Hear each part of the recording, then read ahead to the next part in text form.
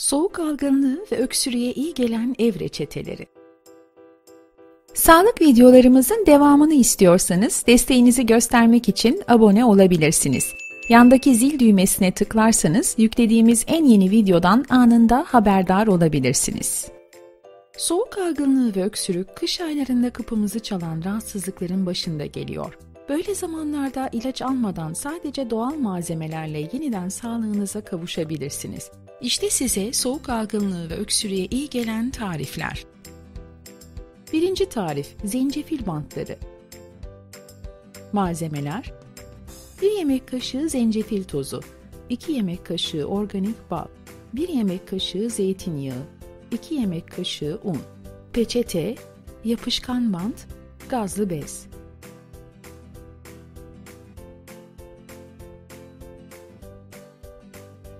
Hazırlanışı: İlk önce balı unla iyice karıştırın. Karışıma zeytinyağı ve zencefil tozunu ekleyin ve tekrar macun haline gelene kadar karıştırın. Kullanılışı: temiz bir peçetenin üzerine karışımı koyun ve gazlı bezle sarın. Bunu göğsünüze ve sırtınıza yapışkan bantla sabitleyerek yerleştirin. Yetişkinler bu bandı tüm gece kullanabilirler ama çocuklar için süre 3 saati geçmemelidir. Cildinizin bu malzemelere alerjisi varsa kullanmayın. İkinci tarif: soğuk algınlığı çayı. Malzemeler: 1 avuç dolusu ıhlamur, 2-3 çorba kaşığı ekinezya, 1 adet kabuk tarçın, 1 ceviz büyüklüğünde zencefil, 1 adet elma kabukları ile doğranmış, 1 adet portakalın kabuğu, 1 adet limonun kabuğu, 4-5 adet karabiber, 2-3 adet karanfil.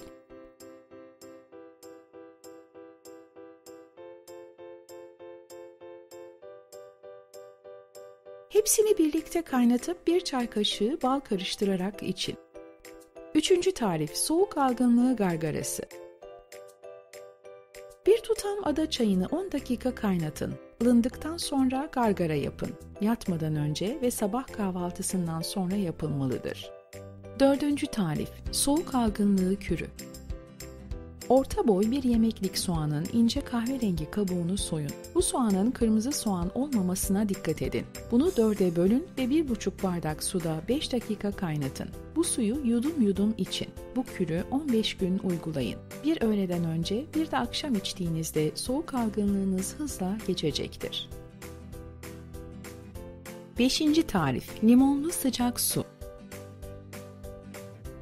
1 bardak suyu kaynattıktan sonra 10 dakika kadar ılınmasını bekleyin ve 1 adet taze limonun suyunu sıkıp zamana yayarak 15-20 dakikada yudum yudum için.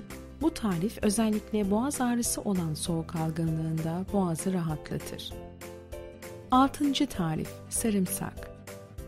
1 bardak suya 2 adet ince dilimlenmiş sarımsak ekleyerek 10 dakika kaynatın. Süzdükten sonra bir tutam acı biber atıp iyice karıştırdıktan sonra içebilirsiniz.